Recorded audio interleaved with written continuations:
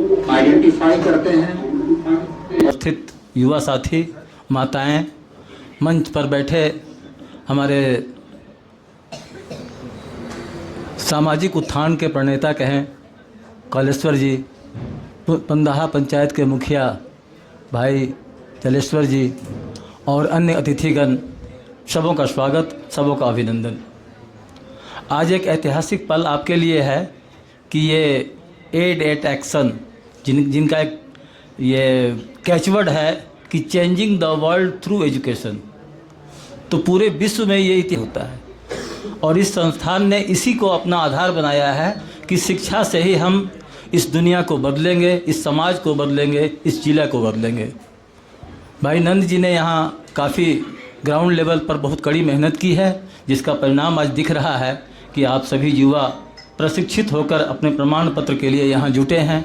महिलाएं भी हैं, युवतियाँ भी हैं और आप सबों का उत्साह समाज को भी एक प्रेरणा दे रहा है। आज का दौर देश के लिए भी बहुत चुनौती ये दौर चल रहा है, जहां हम देख रहे हैं कि बेरोजगारी चरम पर है। आंकड़े हैं एनसीआरबी के कि 45 वर्षों में सबसे हाईएस्ट ये जो अनएम्प्लॉयमेंट भी आपके लिए कौशल के मार्फत से, आपका जो स्किल है उसके मार्फत से काफ़ी सारी अवसर है, बहुत सारे अवसर है प्राइवेट सेक्टर में, पब्लिक सेक्टर में और गवर्नमेंट सेक्टर में इवन। चूँकि भारत सरकार या राज्य सरकार भी अब डायरेक्ट नियुक्तियां बहुत कम हो रही है, लोग आउटसोर्सिंग के मार्फत से स्किल्ड को चयन करते हैं। जो स्किल्ड जो उनका एम्प्लॉई होगा वो उनको चयन करते हैं।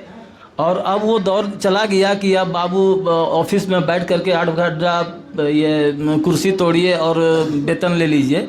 वो अब ग्लोबली जो है ये चेंज हो गया है। आपको मेहनत करना होगा, हो सकता है कि जो आप 4 घंटे में काम करते हैं वो आप 2 घंटे में ही उसका आउटपुट दे दीजिए, तो कंपनी वही आपको रेम्युनरेशन दे देगा 2 घंटे में ही। ये दौर चल रहा है। तो इस दौर में अभी दुनिया में भी इसकी डिमांड है, ग्लोबली डिमांड है।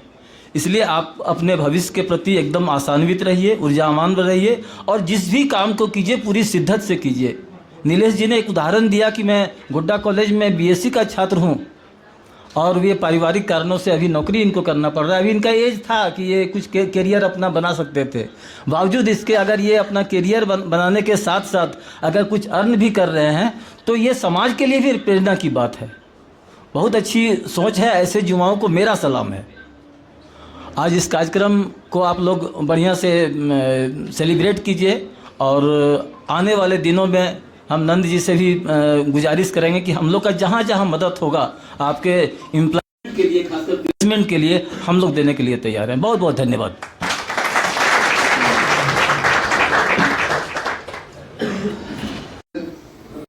आपके मोटिवेटिंग वाक्यों के लिए ये रियली में हम लोग के लिए प्रेरणा का स्रोत बनेगा। इसके साथ ही आगे बढ़ते हुए मिस्टर कालेश्वर, आप अभी आईलिड के द्वारा जो दीक्षांत समारोह प्रमाण पत्र वितरण किया जा रहा था और हमारे साथ जुड़ रहे हैं यहाँ के जो मुख्य अतिथि हैं श्री विधु विनोद सर और धमदाहा पंचायत के मुखिया। क्या नाम है सर आपका? कालेश्वर यादव। मैं इन लोगों का अपने चैनल में स्वागत करता हूँ। बड़ी खुशी की बात है कि इतना सुंदर कार्यक्रम try to development their skills, हुनर का विकास करना। सर आज के दौर में विधु विनोद सर, जब लोगों को सरकारी नौकरी नहीं मिलती है और जो कॉरपोरेट घराना लगातार ऑफर देता है, इसके पीछे राज क्या है सर? देखिए, ये कोई गुड्डा की समस्या नहीं है, ये ग्लोबल समस्या है। इसको समझने की ज़रूरत है। आबादी बढ़ी है, संसाधन सीमित है और अवसर भी सीमित है। इसके चलते युवाओं के लिए एक चुनौती है नौकरी पाना। सरकार सबों को सरकारी नौकरी तो नहीं दे सकती है, ये सत्य है। इसी के विकल्प के रूप में ये स्किल ट्रेनिंग प्रोग्राम सरकार ने ही लॉन्च किया है और सरकार के ही द्वारा इस प्रोग्राम को चलाया जा रहा है विभिन्न स्वयंसेवी संस्थाओं के माध्यम से। यहाँ भी Aide et Action iLEAD programme चल रहा है जो 2 बैंकों के सहयोग से जिले के युवाओं को हुनरमंद बनाने की प्रक्रिया है। इनका दावा है कि इन्होंने पिछले साल में 9,000 से अधिक युवाओं को प्रशिक्षित किया है, जिनमें से 6,000 युवाओं का प्लेसमेंट भी कराया है। और गोड्डा के परिप्रेक्ष्य में बात करें तो ये सेकेंड बैच है यहाँ, और सेकेंड बैच में आज हम लोग यहाँ देख रहे हैं कि 50 से लेकर के 100 तक के युवक युवतियाँ यहाँ पर प्रमाण पत्र ली हैं जो ट्रेनिंग के बाद, और इनको आगे अलग अलग ट्रेडों में इनके लिए प्लेसमेंट की भी व्यवस्था हो रही है। इस संस्थान का भी कहना है कि जो बढ़िया से ट्रेनिंग लिए हैं, जो स्किल्ड डेवलप्ड किए हैं अपने आप को, उनका नियोजन निश्चित है और युवाओं के लिए भी एक उत्साह और उनके भविष्य को संवारने की बात है। तो हम समझते हैं कि ऐसे कार्यक्रम समाज के लिए उपयोगी है, देश के लिए उपयोगी है और समस्त मानवता के लिए भी उपयोगी है। सर, लगातार निजीकरण का दौर चल रहा है, इसके पीछे क्या कारण है? निजीकरण का दौर ये पूरा विश्वव्यापी बहस है। इसको हम इस कार्यक्रम से जोड़कर देखेंगे तो ये बहुत छोटी बात हो जाएगी। निजीकरण अब जो है वो तो बहुत से ऐसे संस्थान हो गए हैं जो सरकार के समानांतर चल रहे हैं, उनका जो टर्नओवर है वो सरकार के टर्नओवर के बराबर है। तो निजीकरण को ये पूंजीवाद की बात कर रहे हैं आप। पूंजीवाद तो है ही, पूंजीवाद भी था, आज भी है और आगे भी रहेगा, इससे हम लोग इनकार नहीं कर सकते हैं। लेकिन हाँ, पूंजीवाद के इस दौर में भी अगर समाजवाद के सिद्धांत पर लोग चल रहे हैं और सर्वव्यापी समाज को संपन्न कराने की दिशा में अगर पूंजीवाद भी सहयोग कर रहा है तो ये स्वागत योग्य चीज़ है। सर, निजी विद्यालयों या निजी संस्थान से डिग्री प्राप्त करके लोग सरकारी संस्थान में जाना चाहते हैं, इसका क्या कारण है?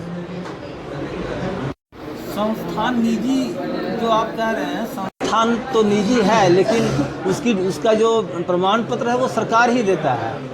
वो स्कूल भले निजी हो, लेकिन वो जब मैट्रिक पास करता है तो सरकार उसको जैक बोर्ड से उसको सर्टिफिकेट मिलता है या CBSE सर्टिफिकेट मिलता है। तो उसको आप इस हिसाब से नहीं देख सकते हैं कि निजी संस्थान से वो निकला तो सरकारी नौकरी, वो हकदार है, क्यों नहीं लेगा, वो लेगा ही।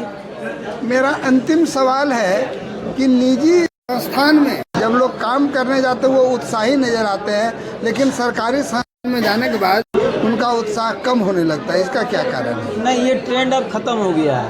निजी जो जॉब्स हैं, जो बड़ी बड़ी कंपनियां हैं, वो नए युवाओं को एंटरप्रेन्योर्स जो आप देख रहे हैं, इस जो कंसेप्ट हुआ है इसमें आप गवर्नमेंट जॉब और प्राइवेट जॉब का कंसेप्ट ही ख़त्म हो गया है।